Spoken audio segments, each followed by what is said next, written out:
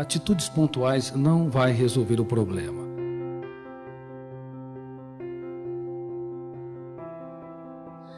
Eu vou falar sobre o funcionamento da mente para que possamos chegar a algumas conclusões.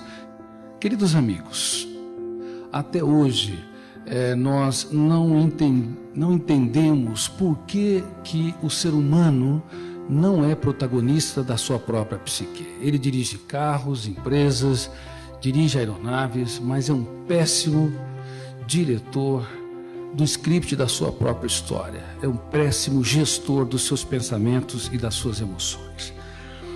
E o fato de nós não termos estudado no passado o processo de construção de pensamentos e o processo de formação de pensadores, bem como os papéis consciente e inconsciente da memória, não estabelecemos ferramentas para que o eu, como diretor do script, fosse maduro, inteligente, altruísta, solidário e tivesse um caso de amor com a própria vida.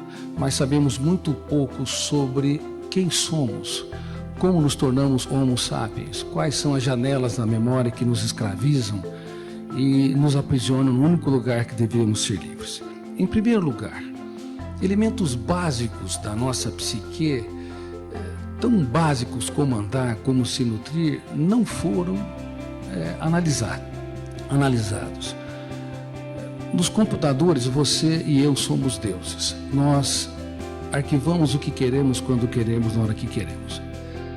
É uma questão fundamental. Na verdade, o registro na memória não depende do eu, da vontade consciente. Depende de um fenômeno que eu chamo de RAM, registro automático da memória. O registro é automático. Se você detesta alguém e quer varrê-lo da sua história, tenha certeza, ele vai dormir com você e estragar o seu sono. Porque o registro é automático. Parece tão simples, mas isso nós excluímos, banimos, rejeitamos, negamos, e esses mecanismos reforçam pensamentos perturbadores que queremos eliminar, pessoas que nos ferem, que queremos nos distanciar, frustrações que queremos deletar e assim por diante. Portanto, se você quer viver dias felizes, se os nossos funcionários nas empresas querem viver dias felizes e saudáveis, se as nossas crianças e adolescentes querem desenvolver uma mente livre, tem de entender essa limitação. O registro não depende do eu.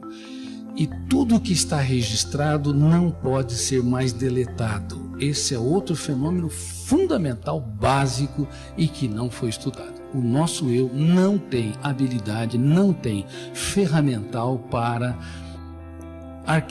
desarquivar, para destruir, para anular os seus traumas, os seus conflitos incorporados ao longo da própria história.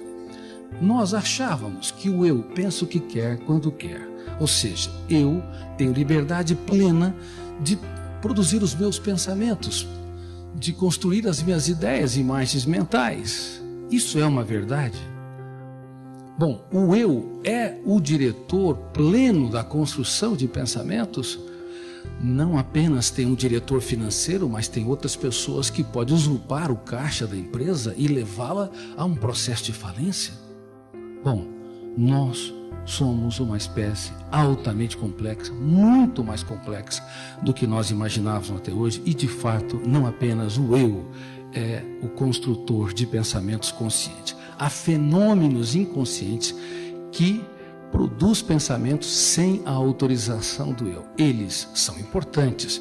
Um deles eu chamo de gatilho da memória. No exato momento em que eu estou falando, cada gesto, cada palavra, cada verbo conjugado tempo espacialmente é compreendido porque o gatilho abre milhares de janelas e psicossemanticamente ao processo de interpretação sem autorização do eu. Portanto, sem o gatilho da memória e sem as janelas que se abrem em milésimos de segundos, nós jamais entenderíamos as milhares de imagens, de sons, de palavras, de estímulos no mundo externo. Esse processo não depende do eu, são mecanismos inconscientes.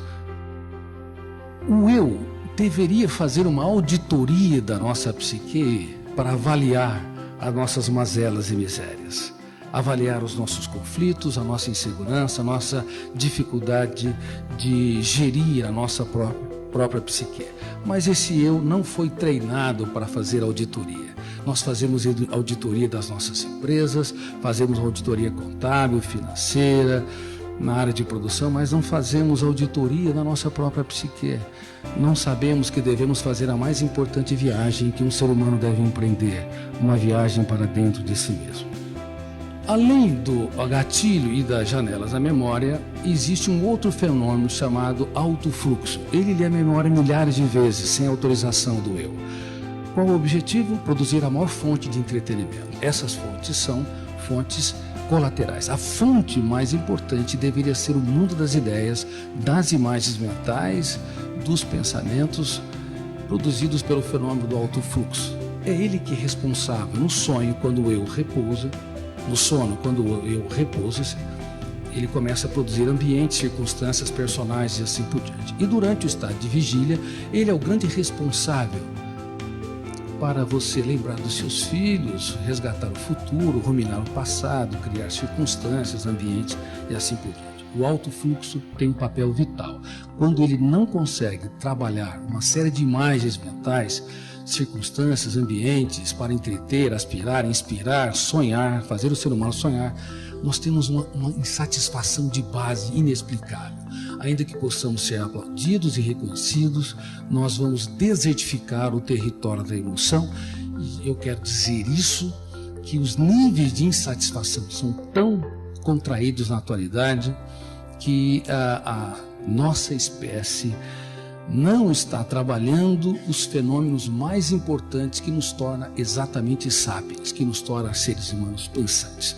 Os fenômenos colaterais, os fenômenos coadjuvantes, os atores coadjuvantes que deveriam colaborar com o eu para produzir entretenimento, criatividade, inspiração, eles têm conspirado contra a qualidade de vida, porque tanto em termos de qualidade quanto em termos de excitabilidade eles foram alterados.